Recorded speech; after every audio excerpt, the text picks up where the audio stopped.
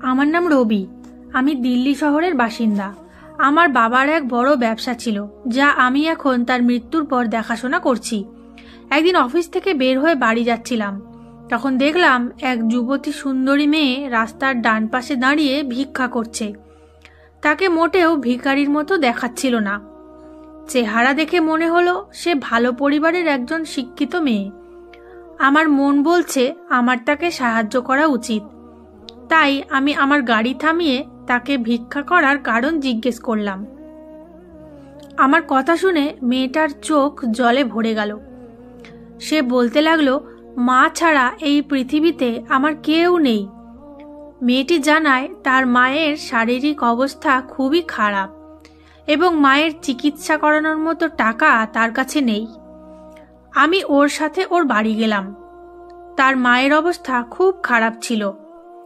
আমি তার মাকে একটি বেসরকারি হাসপাতালে ভর্তি করি আর নিজের পকেট থেকে তার সম্পূর্ণ চিকিৎসা করাই। 2 দিন পর যখন তার মা সুস্থ হয়ে গেল, তখন আমি নিজেই তাকে তার বাসায় নামিয়ে দিয়েছি। মেয়েটি খুব খুশি ছিল। মেয়েটি বারবার আমাকে ধন্যবাদ জানাচ্ছিল। সে তার নাম বলেছিল দিব্যা। মা ছাড়া এই পৃথিবীতে দিব্যার আর কেউ ছিল না। দিব্যার নিষ্পাপতা আমার খুব ভালো লেগেছে। তাকে দেখে আমার মনে কিছু একটা ঘটতে লাগলো। 2-1 বার তার সাথে দেখা হওয়ার পর আমি তার প্রেমে পড়ে যাই। তাই আমি আমার নিজের অফিসে তাকে জব দিলাম। দিব্যার প্রতি আমার আকাঙ্ক্ষা দিন দিন বাড়ছিল। তার মৃদু স্বরে কথা বলা এবং আমার দিকে বড় বড় চোখ মেলে তাকানো আমার হৃদয়কে ছুঁয়ে যেত। এবং মাত্র 1 মাস পরে আমি তাকে বললাম যে আমি তোমাকে বিয়ে করতে চাই। আমি যা বললাম তাতে সে অবাক হয়ে গেল, কিন্তু পরের মুহূর্তে খুশি হয়ে গেল। তার বিশ্বাস হচ্ছিল না আমার মতো ধনী লোক তার মতো গরিব মেয়েকে বিয়ে করতে চায়। তার মায়েরও এ নিয়ে কোনো সমস্যা ছিল না, বরং সেও খুব খুশি ছিল, কারণ সে তার দায়িত্ব থেকে এবার মুক্ত হতে পারবে। আমার মা বাবা এই পৃথিবীতে নেই। আমার এক বড় বোন ছিল, তাকে সম্বন্ধ করতে পাঠালাম, কিন্তু দিদি বললেন ওদের দাবি অনেক। তারা বলতে চাইছে যে তোমার ভাই যদি আমার মেয়েকে বিয়ে করতে চায়, তাহলে আগে নিজের সম্পত্তির অর্ধেকটা আমার মেয়ের নামে হস্তান্তর করুক। যেমন তুমি মনে করছো সে তেমন মহিলা মোটেও নয়। দিদি যা বলল তা আমি বিশ্বাস না করে সোজা দিব্যার বাড়িতে চলে গেলাম। আমি ভাবলাম আমি নিজে দিব্যা আর ওর মায়ের সাথে কথা বলবো। সে যদি চায় আমি আমার অর্ধেক সম্পত্তি তার মেয়ের নামে করে দিই, তাহলে আমি সেটা করতেও প্রস্তুত ছিলাম। দিব্যাকে ছাড়া বাঁচার কথা আমি ভাবতেও পারি না। হয়তো দিব্যার মা তার মেয়ের ভবিষ্যৎ নিয়ে চিন্তিত। হয়তো তারা ভয় পায় যে আমি ভবিষ্যতে তাদের মেয়েকে ছেড়ে দিতে পারি এবং তাই তারা তাদের মেয়ের সেফটির জন্য এরকম করতে চায়। সেজন্য আমিও এই বিষয়ে প্রস্তুত ছিলাম। কিন্তু আমি দেখলাম দিব্যার দরজা বন্ধ, সেখানে তালা ঝুলছে। আশেপাশের লোকজনের কাছে জানতে চাইলে তারা জানায় এখানে তারা ভাড়ায় থাকতো এবং গতকাল তারা বাড়ি ছেড়ে চিরতরে চলে গেছে। তারা চিরতরে শহর ছেড়ে চলে গিয়েছিল। আমি বিস্মিত এবং চিন্তিত হয়ে গেলাম। দিব্যা তো এই সম্বন্ধটা নিয়ে খুব খুশি ছিল এবং তার মায়েরও বিয়ে নিয়ে কোনো সমস্যা হয়নি। তারপরও তারা সবকিছু ফেলে রেখে চলে গেল। আমি পাগলের মতো দিব্যাকে খুঁজছিলাম। তার মোবাইল ফোনটিও বন্ধ ছিল। মেয়েটিকে আর খুঁজে পাওয়া যায়নি। আমি তাকে পুরো দিল্লি শহরে খুঁজেছি, কিন্তু আমি জানি না সে কোথায় গেছে। ধীরে ধীরে 6 মাস পার হয়ে গেল। তার নম্বরটি এখনো বন্ধ ছিল।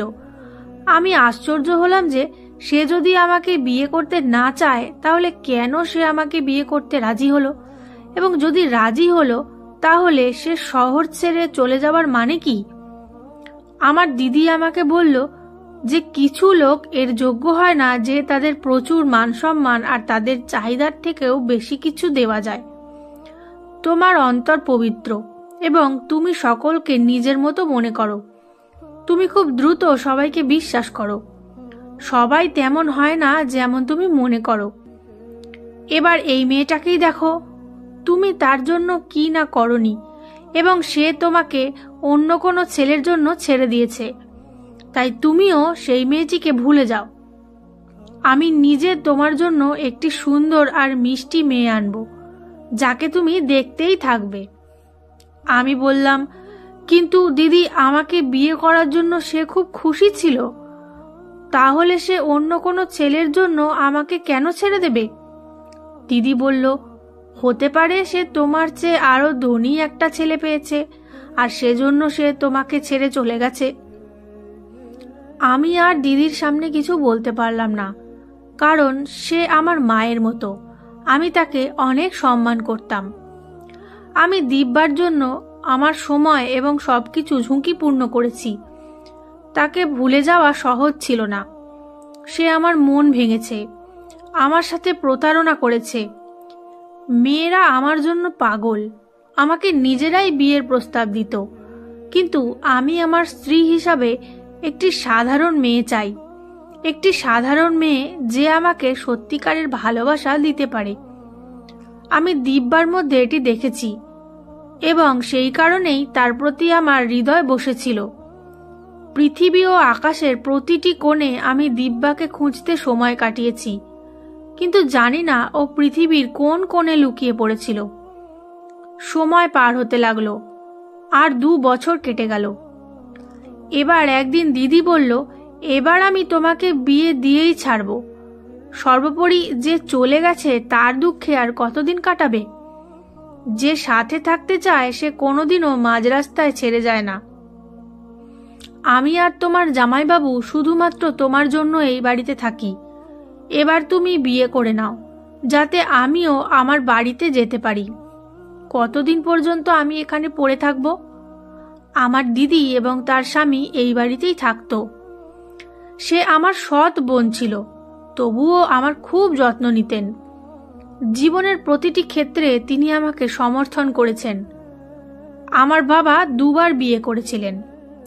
একটি বিয়ে নিজের পরিবারের পছন্দে, অন্য বিয়ে ছিল নিজের পছন্দের। বাবার প্রথম স্ত্রী থেকে একটি মেয়ে ছিল, যে আমার দিদি, এবং সে আমার থেকে 8 বছরের বড়, এবং দ্বিতীয় স্ত্রী থেকে আমি। যেদিন বাবা তার পছন্দ অনুযায়ী বিয়ে করেছিলেন এবং যেদিন বাবা আমার মাকে তার বাড়িতে নিয়ে এসেছিলেন, তখন আমার বয়স 2 বছর ছিল। আগে দাদা বাবার অনেক বিরোধিতা করেছিলেন, কিন্তু আমার মা যখন তাদের বংশধর দিলেন, তখন তারা আমার মাকে মেনে নিলেন, এবং তারপর আমার মা আর আমি সেখানে থাকতে শুরু করলাম। আমি যেমন বড় হতে থাকলাম, আমি আমার পরিবারের সদস্যদের কাছ থেকে ভালোবাসা পেতে শুরু করলাম। আমার দাদা, ঠাকুমা, বাবা, পিসি সবাই আমাকে খুব ভালোবাসতেন। কিন্তু আমার দিদি আমার সাথে অনেক ঝগড়া করত। সে বলতো, তুমি খুব অপয়া, তুমি আসার পর থেকে সবাই তোমাকে আমার থেকে বেশি ভালোবাসে। তুমি আসতেই সবাই আমাকে উপেক্ষা করতে লাগলো। এমনকি যখন আমার দিদি আমাকে মারধর করত, তখন আমি বাবার কাছে অভিযোগ করতাম, এবং বাবা বলতো যে তোমরা দুজনেই বোন ভাই, মা আলাদা তো কি হয়েছে, তোমরা দুজনেই আমার সন্তান। এভাবে ঝগড়া করতে থাকলে সবাই কি বলবে, বাচ্চা দুটোই এত অসভ্য। আমি আমার বাবাকে বলতাম যে আমি দিদির সাথে লড়াই করি না, সেই আমার সাথে ঝগড়া করে। এবং আমার মা বলতেন যে যে কোনো মহিলা, সে বাড়ির ভিতরে হোক বা বাড়ির বাইরে, সমস্ত পরিস্থিতিতে তার সম্মান করা উচিত। এবং তোমার দিদি তোমার থেকে বড়, যদি কখনো সে কিছু বলে তার কথা মেনে চলবে, এবং কখনো তার সাথে তর্ক করবে না। ভালো বাচ্চারা এটাই করে থাকে। দিদিরা তো খুব স্নেহশীল হয়। মায়ের উপদেশ শুনে আমি দিদিকে সরি বলতাম, আর বলতাম, ঠিক আছে দিদি, এখন থেকে তুমি যা বলবে আমি সব মেনে নেব। আমার কথা শুনে বাবা আদর করে আমার মাথায় চুমু খেতেন, আর দিদি পা ঘুরিয়ে ঘর থেকে বেরিয়ে যেতেন। ধীরে ধীরে আমি বড় হতে লাগলাম। একদিন মা সিঁড়ি থেকে পড়ে মাথায় গুরুতর আঘাত পান। 2 দিন ধরে তার নিঃশ্বাস চললেও 3 নম্বর দিন তিনি আমাকে ছেড়ে এই পৃথিবী ছেড়ে চলে গেলেন। এই সময় আমি 11 বছর বয়স ছিলাম। আমি এমন মনে করতাম যেন মৃত্যু আমার বাড়ির পথ খুঁজে পেয়েছে, কারণ পরের 2 বছরে আমার দাদা এবং ঠাকুমাও চলে গেলেন। 3 জনের মৃত্যুতে বাবা পুরোপুরি ভেঙে পড়েছিলেন। এখন সে আগের চেয়েও আমার বেশি যত্ন নিতে শুরু করেছেন এবং আমার বড় মাকে বলতেন যে এখন আপনার বাড়ির যত্ন নেওয়াই বুদ্ধিমানের কাজ। সে বাবার সামনে আমার সাথে খুব আদর করে কথা বলতো এবং যখন বাবা ঘর থেকে চলে যেতেন সে আমাকে বলতো যে তুমি আমার সৎ ছেলে, মায়ের সাথে তুমিও মারা গেলে ভালো হতো। যেদিন থেকে তোমরা মা ছেলে আমাদের বাড়িতে এসেছো সেদিন থেকে আমাদের বাড়িতে নজর লেগেছে। আগে কিভাবে আমাদের বাড়িতে সুখ থাকতো, তোমাদের কালো নজর যবে থেকে পড়েছে এ বাড়ির খুশিও আমাদের ওপর রাগ করেছে। সে আমাকে ধিক্কার দিয়ে ঘর থেকে বেরিয়ে যেত। আমি অনেকক্ষণ পর্যন্ত কাঁদতে থাকি। আমার কি দোষ ছিল? আমি কি সত্যিই অপয়া? সত্যিই কি আমরা এখানে আসার পর থেকে এই বাড়িটা খালি হয়ে গেল? আমার মায়ের মুখ আমার চোখের সামনে ভেসে ওঠে। সে কেমন কান্নাকাটি করত। মরার আগে সে বাবাকে অনেক বলতো যে আমার সাথে অদ্ভুত অদ্ভুত ঘটনা ঘটে। মাঝে মাঝে কেউ আমার কাপড় কাটে, কখনো রান্না করলে লবণ বেশি হয়ে যায়, আবার কখনো খাবার পুড়ে যায়। আমি ভেবে কুল পাই না কিভাবে এখানে এই সব কিছু ঘটে।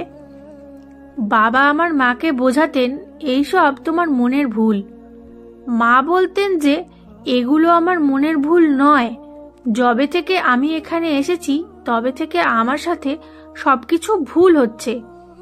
মাঝে মাঝে কেউ একজন অদ্ভুত কণ্ঠে আমাকে ফোন করে এবং ভয় দেখায়, কিন্তু আমি তার কণ্ঠস্বর বুঝতে পারি না যে সেই ব্যক্তি আমাকে ফোনে কি বলতে চায়, আর সে আমাকে কেনই বা ভয় দেখায়। বাবা মাকে বুঝিয়ে বলতেন এমন কিছুই নেই, তুমি উল্টোপাল্টা নিজেই ভাবতে থাকো। মা বললেন আমি তোমাকে ফোন নাম্বারটা দেখাচ্ছি, আমি মিথ্যে বলছি না। আর যখন মা মোবাইল দেখালো তার নম্বর সেখানে ছিল না। বাবা বলল দেখেছো, আমি ঠিক কথাই বলছিলাম, তুমি তোমার মনের অসুখে ভুগছো। আমি বলি কি চলো কোনো একটা মানসিক রোগের ডাক্তারের কাছ থেকে ঘুরে আসি। সারাদিন টিভিতে সিরিয়াল দেখে দেখে তোমার মাথায় এসব ভর করেছে।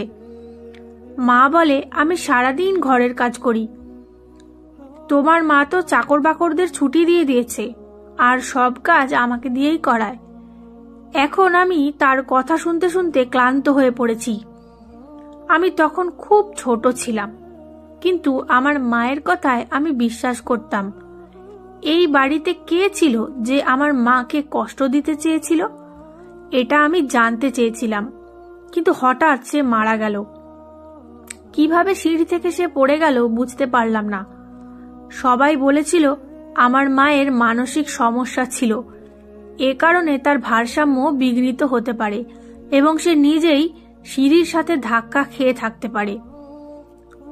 আমার মা মারা গেলে কারোর কিছুই হয়নি, সবাই যার যার জীবনে ব্যস্ত ছিল, কিন্তু আমার জীবনটা যেন স্তব্ধ হয়ে গেল। আমার মা চলে গেছে এবং তার চলে যাওয়ার পর আমি সম্পূর্ণ একা। বাবা আমাকে আমার বড় মা অর্থাৎ আমার সৎ মায়ের কাছে তুলে দিয়েছিলেন। সে তার ব্যবসা দেখছিল, কিন্তু কেউ আমার খেয়াল রাখছিল না। আমি চাকরদের ওপর নির্ভরশীল ছিলাম, তারাও নিজেদের ইচ্ছে মতো কাজ করত। কেউ তাদের জিজ্ঞেসও করতো না রবিকে খাবার দেওয়া হয়েছে কিনা, রবিকে স্কুলে পাঠিয়েছে নাকি, সে তার হোমওয়ার্ক করেছে নাকি। কারোর কিছুই যায় আসে না। চাকর বাকররাও নিজেদের মত অনুযায়ী চলতো, যখন খুশি খাবার দিত, যখন খুশি দিত না। কারোর আমার প্রতি কোনো আগ্রহ ছিল না। আমি ক্ষুধার জ্বালায় কাঁদতে কাঁদতে তাদের পেছনে পেছনে ঘুরতে থাকতাম। যে শিশুর মা নেই তার কেউ নেই। মা যেদিন এই পৃথিবী ছেড়ে চলে গেল আমার সুখও তার সাথেই চলে গেল। আমি স্কুল থেকে কলেজে পৌঁছেছিলাম যখন আমার দিদির বিয়ে হয়েছিল, এবং বিয়ের পরও সে এখানে থাকতে শুরু করেছিল, কারণ বড় মা তাকে চোখের সামনে থেকে সরিয়ে দিতে চাননি। এবং তারপর একদিন একটি সড়ক দুর্ঘটনার কারণে বাবা এবং বড় মায়েরও মৃত্যু হয়ে গেল। তারা দুজনই এক আত্মীয়ের বিয়েতে যাচ্ছিলেন।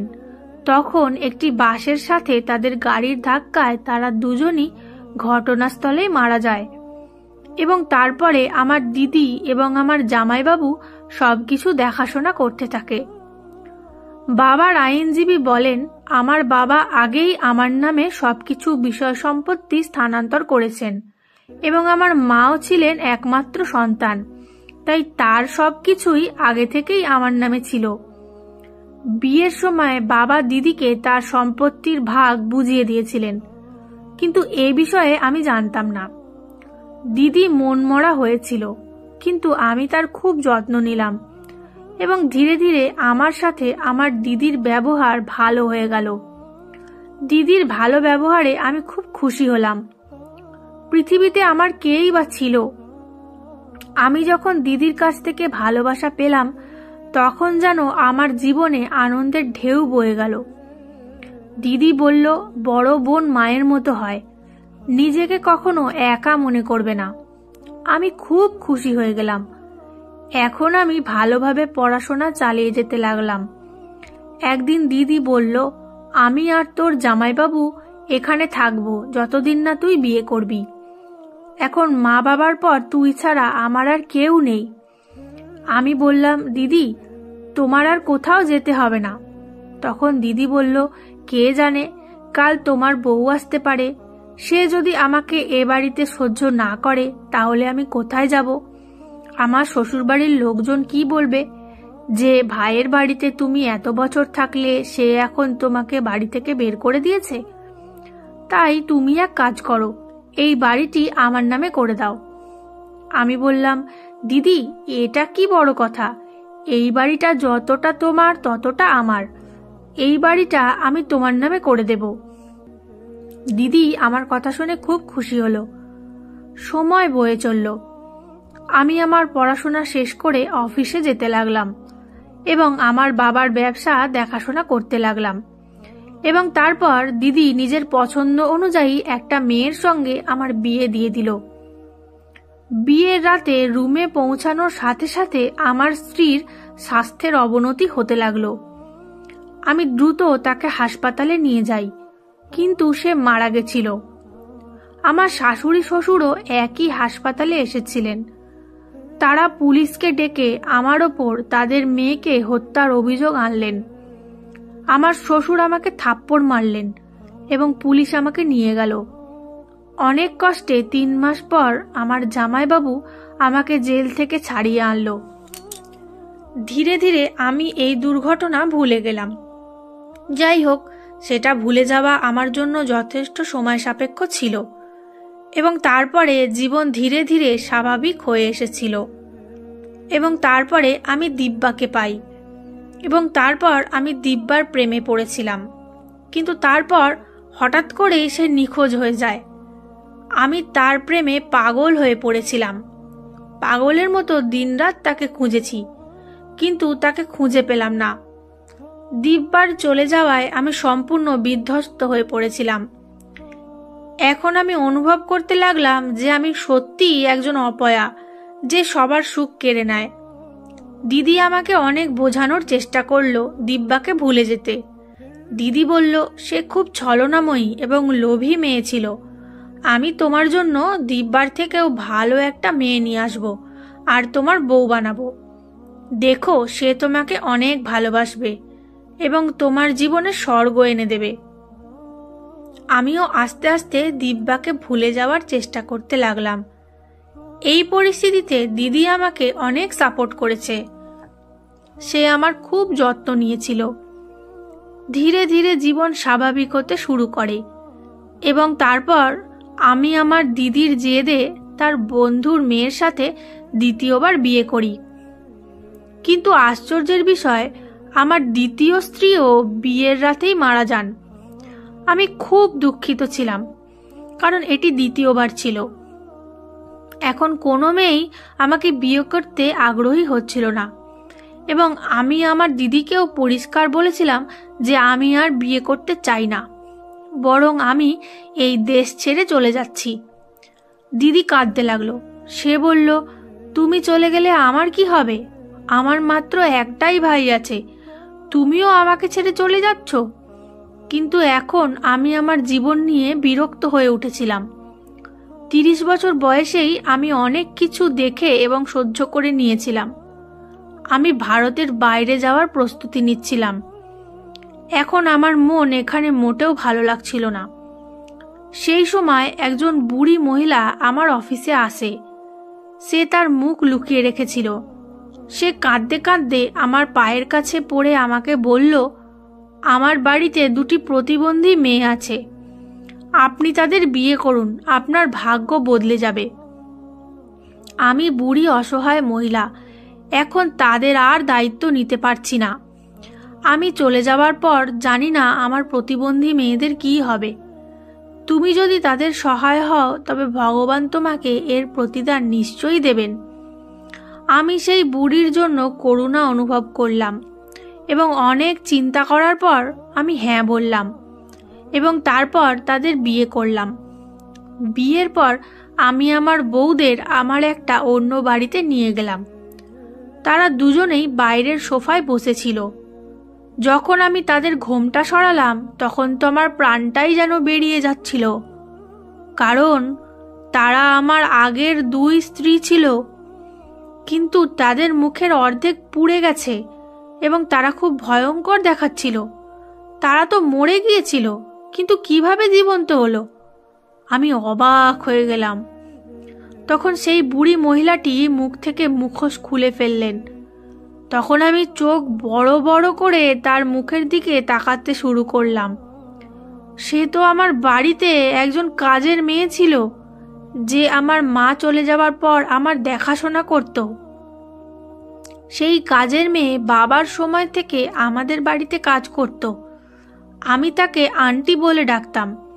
তারপর হঠাৎ সে কোথাও চলে গেল। আমার স্ত্রীদের দেখে আমি বিস্মিত এবং চিন্তিতও হলাম। আমি মাসিকে জিজ্ঞেস করলাম, এসব কি, আর কিভাবে এরা বেঁচে উঠল? এরা তো মরে গেছিল। মাসি বললেন, বাবু, তোমার পেছনে খুব বড় ষড়যন্ত্র হয়েছিল। আমি তোমাকে পুরো সত্য বলবো। আন্টি বললেন, তোমার বাবা যখন তোমার মাকে বাড়িতে নিয়ে এসেছিলেন, তোমার সৎমা তাকে মেনে নেননি। সে তাকে মানসিক রোগী বানানোর জন্য উদগ্রীব ছিল, এবং তারপর ধীরে ধীরে তাকে মানসিক রোগীতে পরিণত করেই দিল। তোমার মা যদি সেদিন বেঁচে যেত তাহলে সবাই সত্যিটা জানত। তোর মাকে একটা ওষুধ খাওয়ানো হচ্ছিল, যা ওকে ভিতর থেকে মেরে ফেলছিল, আর তোর সৎমা এসব করছিল। যখন তোমার মা মারা গেল, তারপর মা মেয়ে তোমাকে শেষ করতে চেয়েছিল। তারা তোমার খাবারে কিছু না কিছু মিশিয়ে দিত, কিন্তু আমি সেই খাবার পরিবর্তন করে দিতাম। আমি এই সব কথা বড় সাহেবকে বলতে চেয়েছিলাম, কিন্তু আমি যখনই তার কাছে যেতাম তার সাথে কেউ না কেউ থাকতো।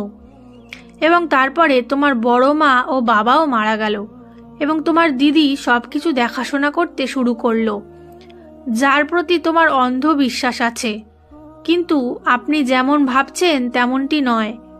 সে ইচ্ছা করেই এই বাড়িতে থাকার সিদ্ধান্ত নিয়েছে, যাতে ধীরে ধীরে সবকিছু তোমার থেকে ছিনিয়ে নিতে পারে। যখন তিনি জানতে পারলেন যে সমস্ত অর্থ আপনার নামে এবং তিনি কিছুই পাবেন না, তখন স্বামী স্ত্রী দুজনেই ভাবলেন তারা আপনার জীবন নষ্ট করবেন, যাতে আপনি নিজেই তার হাতে সবকিছু তুলে দিয়ে দেশ ছেড়ে চলে যান এবং আর কখনো বিয়ে না করেন। আপনি যে মেয়েটিকে পছন্দ করতেন সে নিজে পালিয়ে যায়নি। যেদিন তোমার দিদি সম্বন্ধ নিয়ে গিয়েছিল, সেদিন তোমার দিদি তার মাকে অনেক অপমান করেছিল এবং দিব্যাকে হুমকি দিয়েছিল যে তুমি এই শহর ছেড়ে না গেলে তোমার মা বাঁচবে না। দিব্যাকে এটাও বলেছিল যে শহর ছেড়ে চলে যাওয়ার পর তোমার সাথে কোনো যোগাযোগ থাকবে না। অন্যথায় তোমার জন্য খুব খারাপ হবে, এবং জোর করে তাকে শহর ছেড়ে চলে যেতে বলে। আমি সেদিন তার সাথে ছিলাম। আমি বাড়ি এসে তোমার দিদিকে বললাম, শোনো মেয়ে, এমন করো না, রবি দিব্যাকে খুব ভালোবাসে। তখন তোর দিদি বলল, এই বুড়ি, আপনি আপনার সীমার মধ্যে থাকুন। এই বাড়িতে শুধু আমিই সিদ্ধান্ত নিতে পারি। রবি আমার বাবার সমস্ত সম্পত্তি দখল করে নিয়েছে, আর আমিও ওর দাসী হয়ে গেছি। এই সম্পত্তির ওপর শুধু আমার অধিকার ছিল। রবি আর তার মা যদি আমার বাবার জীবনে না আসতো, তাহলে এই সব আমার হয়ে যেত। কিন্তু তার মা আমার বাবাকে বিয়ে করে আমার সব কিছু কেড়ে নিয়েছে, কিন্তু আমি আমার সব কিছু ফিরিয়ে নেব। ওকে এত কষ্ট দেব যত কষ্ট আমার আর আমার মায়ের হয়েছিল। মরার আগে পর্যন্ত আমি তাকে শান্তিতে থাকতে দেব না। আমি তার থেকে সব সুখ কেড়ে নেব। তারপর যখন তোমার দিদি তোমাকে বিয়ে করাতো, বিয়ের প্রথম রাতে সে তোমার কনেকে দুধে মেশানো ওষুধ খাইয়ে দিত। এতে তাদের অনেক কষ্ট হয়েছিল। তোমার দিদি ডাক্তারকে টাকা দিয়ে তাদের বলেছিল রবিকে জানাতে তোমার স্ত্রী মারা গেছে। তোমার দিদি তো তোমার শাশুড়ি শ্বশুরকেও কিনে নিয়েছিল। একটি বিশাল ষড়যন্ত্র করে আপনাকে জেলে পাঠানো হয়েছিল, যখন কিনা তোমার 2 বউই বেঁচে ছিল। আমি তোমার প্রথম স্ত্রীকে আমার সঙ্গে নিয়ে যাই। এখন সে আর তার বাবা মায়ের সাথে থাকে না।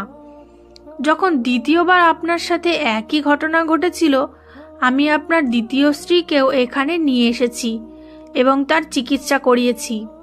তার পরিবারের সদস্যরাও তাকে মেনে নেয়নি।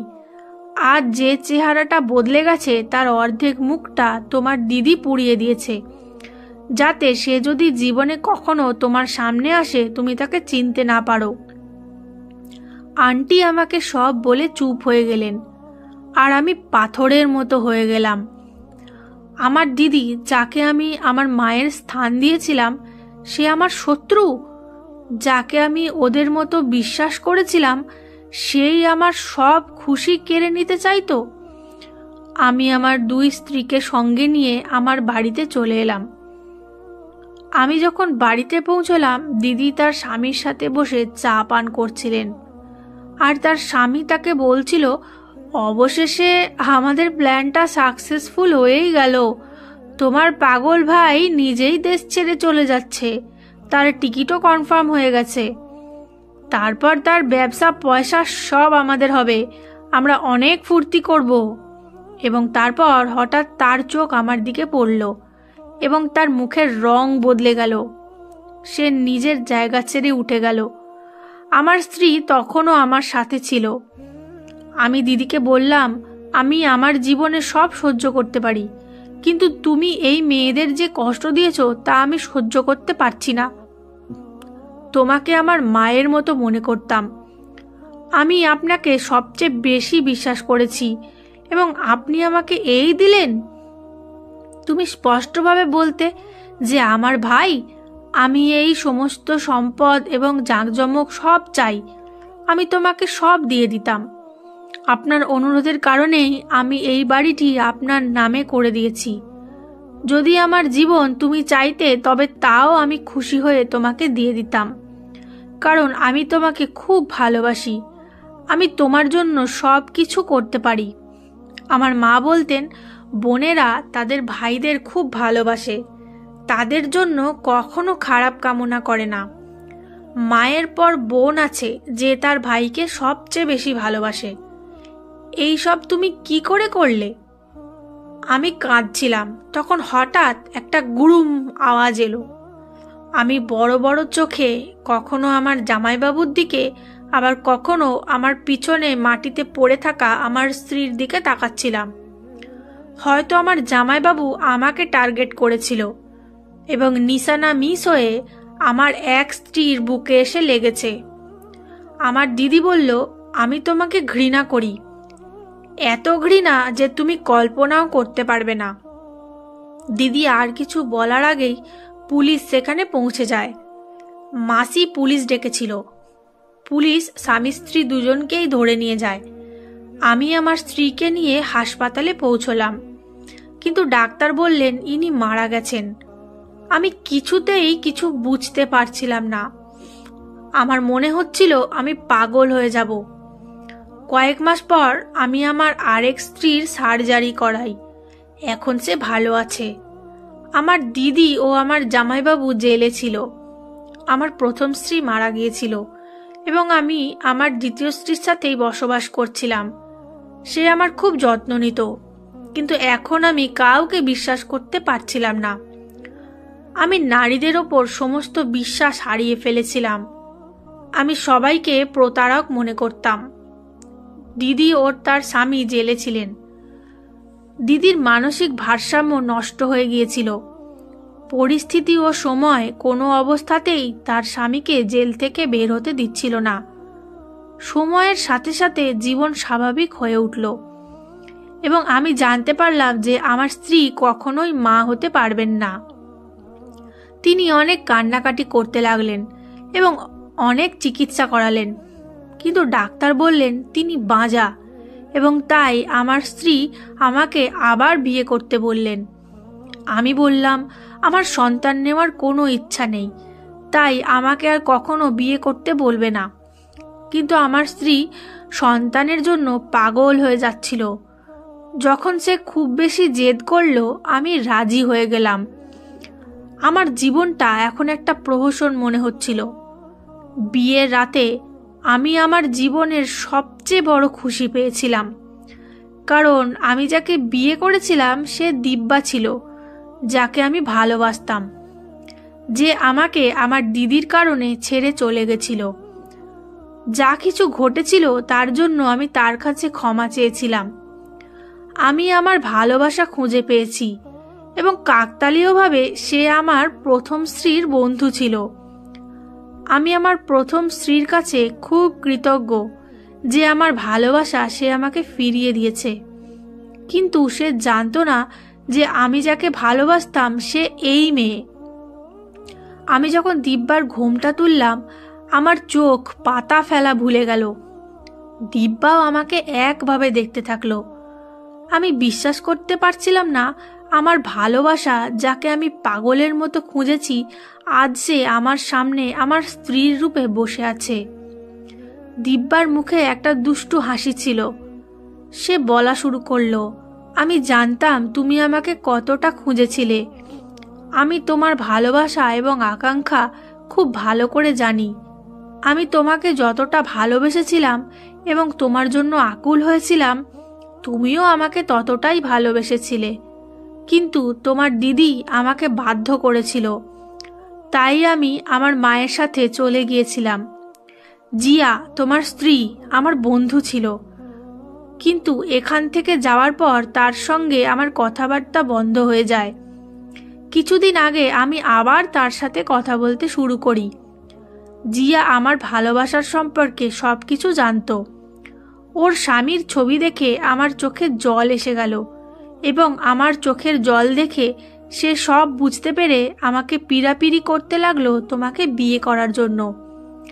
জিয়ার জন্য আমার হৃদয়ে ভালোবাসা আর শ্রদ্ধা আরও বেড়ে গেল। সে খুব ভালো ছিল।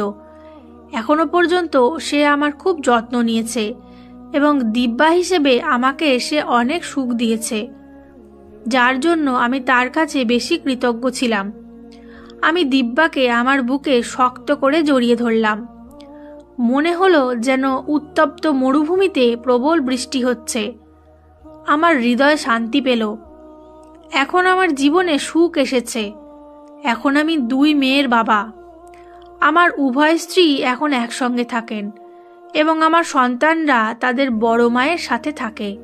বাচ্চারা আমার স্ত্রী জিয়াকে মা বলে ডাকত, আর তারা তাদের আসল মাকে ছোট মা বলে ডাকত। আমি হাসতে থাকি। মুদ্রার এক পাশ দেখে জীবনে কখনো কিছু করা উচিত নয়। অনেক সময় আমরা যেভাবে ভাবি সেভাবে সব কিছু হয় না। গল্পটি সমাপ্ত হলো। বন্ধুরা, ভিডিওটি কেমন লাগলো তা কমেন্ট করে জানাবেন। আমি আপনাদের সকলের কমেন্টের উত্তর দেওয়ার চেষ্টা করব। ভিডিওটি ভালো লাগলে অবশ্যই একটা লাইক দেবেন, যাতে আমি চ্যানেলটা এগিয়ে নিয়ে যেতে পারি। আর চ্যানেলে নতুন হয়ে থাকলে চ্যানেলটি সাবস্ক্রাইব করে বেল আইকনটি প্রেস করে নেবেন, যাতে পরবর্তী গল্প সবার আগে আপনার কাছে পৌঁছয়। দেখা হচ্ছে পরবর্তী গল্পের আসরে।